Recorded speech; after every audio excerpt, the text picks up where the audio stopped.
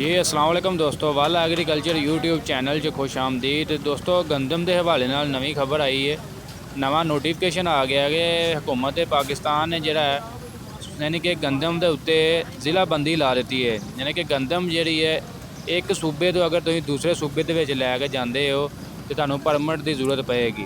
यानी कि पहला तुहानू पता पंजाब के गंदम वाफर मौजूद है, तो इस तो इलावा खैबर पख्तूनख्वा हुकूमत ने फाश की जी पंजाब के गंदम खरीदारी करेगी। तो सिर्फ पहला भी खैबर पख्तूनख्वा काफ़ी ज़्यादा खरीदारी वगैरह कर चुकी है, यानी कि KPK तो मज़ीद जो खरीदारी करने की ख्वाहिशमंद है। बाकी हुकूमत चैक करो जी, फूड डिपार्टमेंट का बकायदा तौर पर नोटिफिकेशन आ गया जी, परमिट तो बगैर जो गंदम किसी सूबे किसी दूसरे सूबे के भेजी नहीं जाएगी।